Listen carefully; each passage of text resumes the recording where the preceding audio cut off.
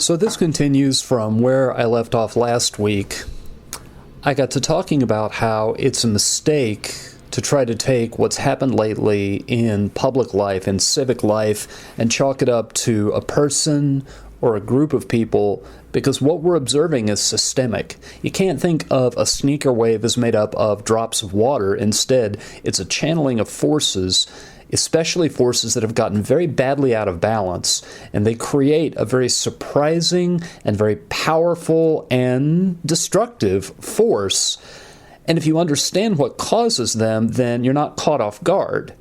And I think that opinions can differ as to whether what's going on in politics right now is an improvement or whether it's a downturn. And I think that there's room for all of those opinions in the collective deliberation, how we want to live together. I think people who disagree with me politically, that they're entitled to their opinion and that I ought to treat them with respect and keep in mind that they're still my neighbors. But I do think, and this goes back to what motivated me to start this in the first place, that there is this pervasive sense of dissatisfaction. And this, one of the few things I think that we have consensus on is that things are rigged, things are dysfunctional, the setup isn't working. And so last week I talked about how we are really, really bad at thinking about systems, because to think about systems, we have to give up on the idea of a comforting, straightforward narrative where you can take a few simple precautionary measures and you can be insulated from these forces. Instead, you have to anticipate that there is going to be volatility and that there are going to be surprises that are unforeseeable. And so we shy away and we really look for something that we can hold in a digestible cognitive bite. We try to think on a scale that it doesn't exhaust us to think when we think about what's going on in political life, what explains it, and what's likely to happen next. And I don't think those explanations work. And I think those explanations are setting us up. They are making us complacent. And worse, those expectations that we have, they're violated so abruptly, so violently, that we really get tempted to draw caricatures of one another, and we get tempted to simplify down, essentialize down the people who disagree with us. And when you do that, you're laying the groundwork to treat them as less than human, and that's something that I see all the time. Some of the things I've talked about in the past about the use of humor, about wanting enemies, about things being adversarial, about no longer recognizing the bonds that unite people together in community, the legitimacy of a differing opinion. And that really, really troubles me. So where I'm picking it up this week is I've doodled out what I think are some of the threads that woven together make up the system that brought us the most recent presidential election and continues to produce the dynamic that we see ongoing in civic life, and how people think about current events and how people think about politics and how people enter in, how people show up to political rallies, how people talk to people who disagree with them. These, I think, are the constituent forces that in some way converged, in some way drove what we see happening. And I don't think that all these forces go the same direction. I definitely don't think that this is any kind of conspiracy. I don't think it's collaborative. I think that there was a funneling. The metaphor that I used last week, just very briefly, was that sunlight can feel very good, but sunlight through a magnifying glass can set things on fire. And I think that some of these forces have been through a magnifying glass, and there's a danger that they're going to set things on fire. So I've divided this into a bigger first section about social forces, and then a shorter second section about premeditated political strategy that tries to harness some of these social forces and use it as a way to be powerful or a way to generate momentum. So the first of the social forces, I would describe it as distrust of expertise. And I've read about this. I'm not going to be able to pin down where I read about it, but I would say there have been a lot of stair-steppings of people's distrust and people's willingness to distance themselves from experts.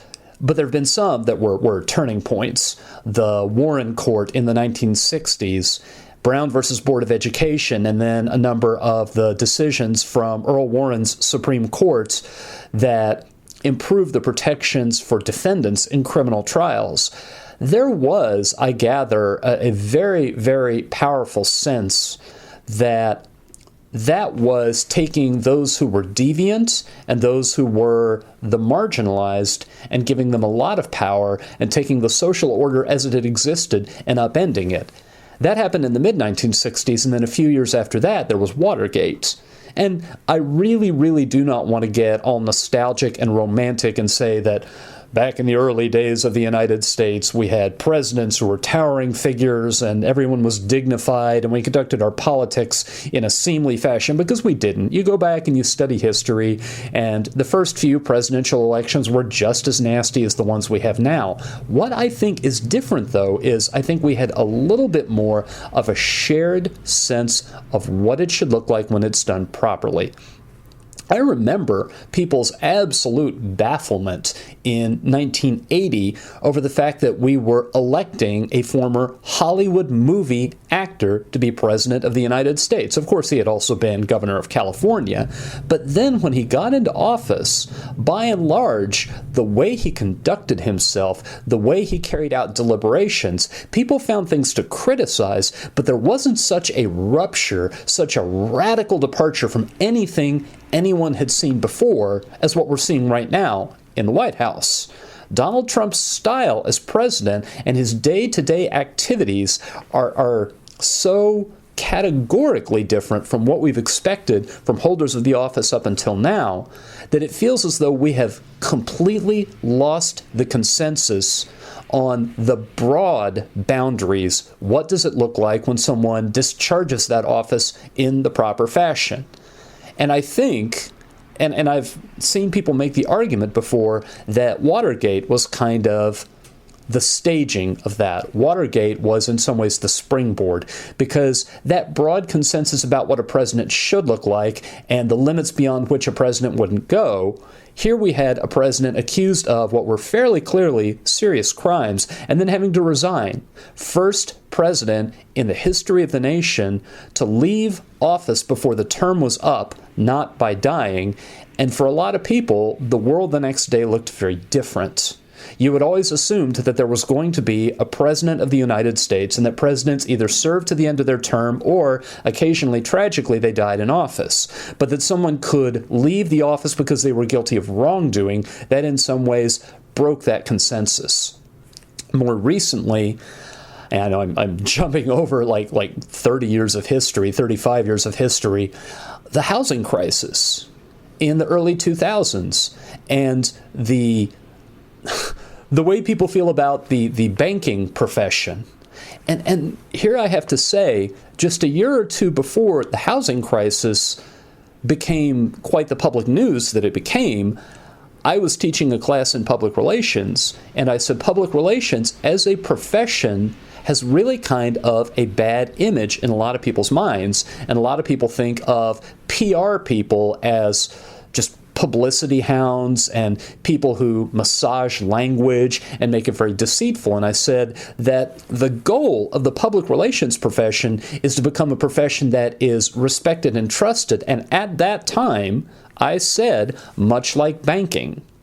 And at that time, I could say it, and there was nothing, I didn't have to roll my eyes, and it wasn't a bad choice of comparison. It was a comparison that actually worked. But then, with the events of the around 2008, and with what was going on with mortgages, there was so much loss of confidence in some of the people to whom we trusted the pillars of the economy, to whom we trusted our savings, and people's savings just vanished overnight. So the courts, the presidency, bankers, and if I sat and thought about it, if I had more time to sit and think about it, I could probably come up with a dozen more examples. But we are being trained, one painful experience at a time, that anybody who is an expert is not to be trusted. And the act of placing your faith in someone that they will behave professionally, that they will their immediate self-interest and do what's best for everybody, every time you repose your trust in someone that they will behave that way, you're really just setting yourself up to get kicked in the face. And when you get kicked in the face enough times, eventually you stop offering up that trust. And that, I think, is one of the long historical patterns that reached a little bit of a crest. I hope it crested. I hope it's not going to rise any further in just about the past 12 months. A second social force I would call blurrier boundaries. Blurrier boundaries. And here, probably the best example I can give of this is my parents were the last ones to live in a United States that still declared its wars. World War II was our last declared war. It wasn't our last war, it was just our last declared war. And it oversimplifies things to say that it was the last war that really united Americans, but it did unite them in a way that was different from military action since that time. And there was the factor that that war began with a surprise attack against us, and that made it fairly easy for a powerful consensus to crystallize, and none of the military deployments since then have had quite that quality. So I may be doing a little bit of apples and oranges here, but the idea that now we use resolutions, the idea that now the Congress has to try to legislate to say to the president, you can't send troops into the field without a declared war. We still have the power to declare wars. And the president just keeps defying them, ignoring that, frankly. And I don't want you to mistake the example for the principle. A declared war was something that was fairly sharply in focus, but an ambiguous police action, as it was called in the Korean War, or the Gulf of Tonkin resolution, or the authorization to use military force after September 11th, which eventually became the authority to carry out the Iraq invasion in 2003. All of those, there's a twisting of language, and there's a sense that you do what nobody can use the language to stop you from doing. You do what you can get away with, and you have to be so far out on a limb before anybody can say no to you. It's this unwillingness for us to use any of these agreements, any of these linguistic constructs, to in any way check behavior, and it seems as though powerful people just trample over them.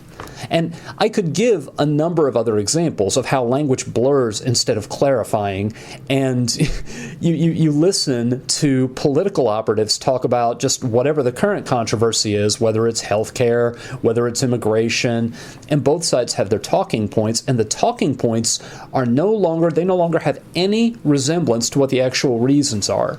I mean, I remember when I was a child, it was already the case that when people gave speeches on the floor of Congress, they only did it because giving a speech in the congressional chamber looked good on a camera. But the members of Congress didn't actually listen.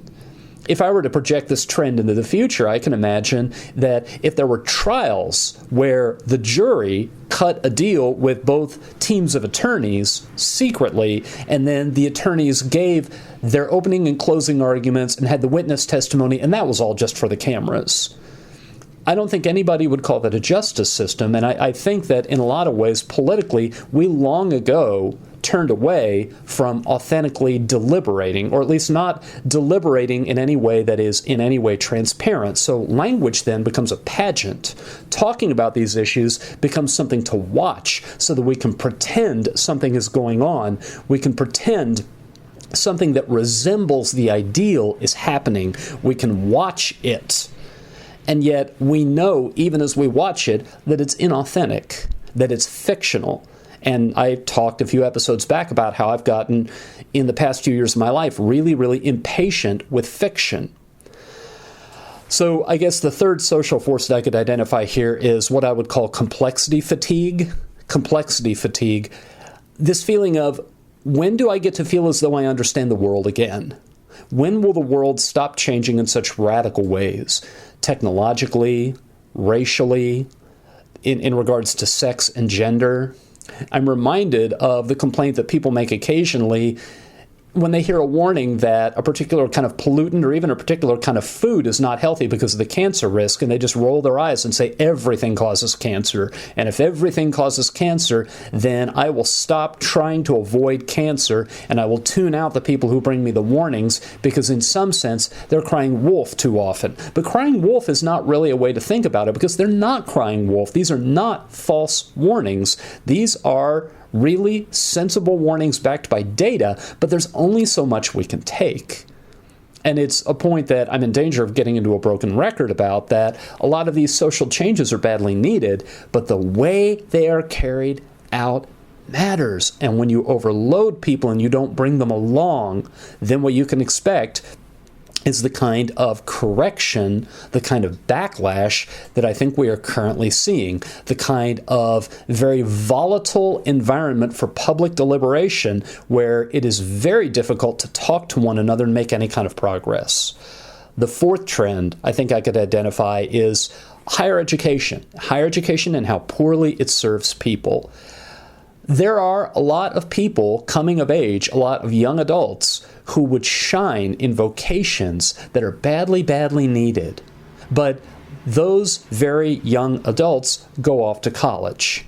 And they don't need a college education, and the college education is going to put obstacles in their path and keep them away from those very necessary vocations, because we collectively have adopted this mental laziness that far too many job descriptions require a college degree when they really, really shouldn't. And this is the kind of thing that I complain kind of ineffectually, but I know in a few of the details about how this is handled in Germany, where there's a track fairly early in high school where you can start edging toward the vocational training that'll get you into a skilled trade.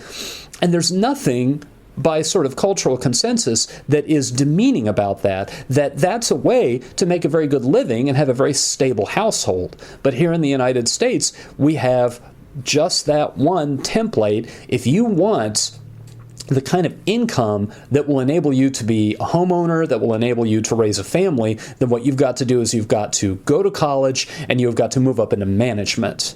And it really is laziness and brutal inefficiency, but I don't know what we do about it. I think that we have made for ourselves too few options, too few profiles that we're willing to say are good profiles. And that leads me into, I guess, the fifth social force, which is the concentration of wealth. And the concentration of wealth is both a structure, it is the fact, but it's also an aspirational goal, because even though there are people who voice complaints about it, it's still the case that people who become very wealthy, we congratulate them, and people who are not as wealthy, they're not to be congratulated as heartily as the people who are wealthy. And I really don't know what's wrong with just being content. And I can say, sitting here by myself, that you don't need to be obscenely wealthy. You don't need to live as though you won the Powerball. You just need to be content. You need a life that's meaningful. But it's not going to change things on a culture-wide scale so long as images of wealth are they still seem so much like a dream come true to people raised in this culture. And there have been places and times in human history where that kind of excess would be seen as gaudy, it would be seen as sort of self-deluded. But there are so many people who are so impressed with Donald Trump that they managed to elect him president, when the image that he projects most often is how wealthy he is. It was an explicit part of his campaign. I'm really, really rich. I am self-funding my own campaign. I don't take contributions from anybody. That turned out not to be true. But we are stuck on that idea that the concentration of wealth, we admire it. Even if we don't necessarily explicitly say it's a good thing, we behave as though it is, and we reward it with our admiration. The sixth of the 7 social forces that I doodled out some notes about, these are, and I think I've talked about these before, the dysfunctions of mass media. Media outlets use fear to grab people's attention. Media outlets use conflict as a way to grab people's attention. And media outlets are in business to make their owners wealthy. I am a big fan of National Public Radio, but I'm not going to pretend National Public Radio has clean hands in this. I remember when there genuinely were no advertisements of any kind. Now they have sponsor thank yous during programs, but you listen to those sponsor thank yous and they name the new product that's coming out. They repeat the slogan for the company. The only thing that they don't have is they don't have a lot of production values. They're an advertisement. They're just a different kind of advertisement. And I believe that the public media stations, they probably operate under at least moderately different rules, but the fact is that all of these, they operate to sell a product, to bring in the revenue that will keep them going, that will provide a wage to the people who operate them, and also to provide profits to certain people who've climbed high up enough in the organization. And so, when you tune into those programs, too many people think that what they're viewing is transparent, and they can't take a step back from the attempts to foster fear, the attempts to induce fear, and they can't take a step back and see that a lot of the conflicts described in those mediated messages are artificial. They were put together from nothing, or they were exaggerated, they were focused upon, they were selected by the producers who created the programming, because if the programming makes you feel afraid to a certain degree, if the programming delivers to you a suspenseful conflict to a certain degree, people will tune in. And if people tune in, then the media organization brings in revenue. I also think that one of the dysfunctions of mass media is the hopelessly tangled up idea of bias. And I talked a little bit last week about how journalists are in some ways a lot more likely to recognize when problems are systemic, just because they go in and they sort through, they try to pin down a cause only to find that there are multiple causes, and the multiple causes are kind of woven up together.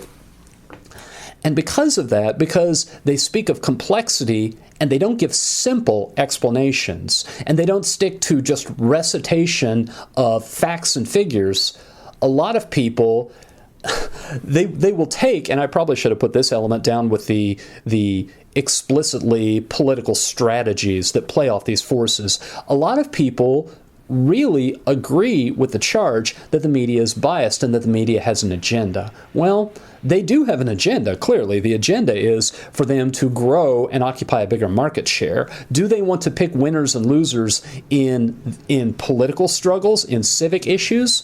Well, I think they sometimes don't cooperate with simple explanations, and I think that there are some political actors who are more likely to use simple explanations than others. Not because they're stupid, not because the people they want to vote for them are stupid, but because different voting blocks have different bandwidth, different time available and attention available to really engage the issues. And if the people who vote for you, if they respond to you when you offer simple explanations, and then the journalists and the other media operatives debunk those simple explanations, but provide a more sympathetic hearing to a complex, systemic explanation, then it is going to look like the media producers are trying to pick winners and losers in politics. And I think that was never premeditated. It's just one of the side effects of the way investigation works, and it's one of the side effects of different ways of reaching your voter, of different kind of messaging strategies, much as I hate that phrase. The one last force, and I've talked about this one at length, so I'm just going to mention it very quickly and then try to sum these up a little bit, is the idea that Sherry Turkle talks about in Alone Together, and the idea that shows up in a lot of other social science as deindividuation. Deindividuation. There is no substitute for you being in front of one or more other human beings and seeing a human face and human posture and hearing human movement. There is something that triggers in us that we realize we are people and the others are people. And if you look at YouTube comments and if you look at road rage behavior, you know that even a little bit of a separation, even a little bit of a remove where you can communicate with the other person, but you can't sense the presence of a human, that the communication becomes a lot more brittle. The communication becomes a lot less empathetic, and you don't see the other person as fully human anymore. And so when you take these forces and you bind them up together, so we don't trust experts, we don't trust language because boundaries are blurrier, we are subjected all the time to more and more complex information that takes away whatever measure of certainty we think we have. We are living in a job environment that is really off balance because of the mentally lazy focus on higher education when really there ought to be career profiles for all kinds of people. We drive after trying to become wealthy, and even if we tell ourselves that we understand there are other ways to be happy, there's still too much being circulated in our culture that says the concentration of wealth is the ideal. All of this is delivered through a mass media that has its own profit motive, and because of the way that it delivers its messages, it seems as though it can't be trusted either. And then there's the fact that we're separated from other individuals, and it makes it very, very hard to remember that these people who disagree with us, that they're still people too, and that there's a bedrock level of respect that we really, to be fair, ought to offer up to one another and expect from one another. A lot of these, I know that this is a theme that I've repeated a whole bunch of times, but it seems all of these erode trust. It seems they erode trust at different levels. The big institutional level, trust in ideas, trust in organizations, and even just in trust in a stranger, that the stranger will behave decently, that you and the stranger have some idea of what the two of you ought to regard as at least your broad goals to make a community in which each of you can pursue the specific goals that are what you aspire to in life. Well, I actually did not anticipate that was going to take me about 27 minutes to get through, and I have the second part of this, which I said was smaller. I could probably do this in 3 minutes. I think that the strategies, the explicit strategies that focus in some ways these dynamics, there's a historical narrative that the United States is great when we conquer opponents, that the world has to be adversarial and competitive and zero-sum, and we are only great when we're proving we're greater than. Now, sometimes I think that has been true, but I think that the messages that are being offered in an effort to win elections push us to see the world that way, to frame the world that way, even when it's not necessarily being forced upon us. As though the United States living as one actor among other actors globally, as though that's a letdown and that's a missed opportunity. I also think that something has to happen. We have to reach the tipping point on this narrative that government is always bad and the private sector is always good. Government is a blade. Blades can stab, but blades can also perform surgery. Government's a tool, and tools can be used in ways that make people happier and better, and tools can be used in ways that leave people devastated and in pain.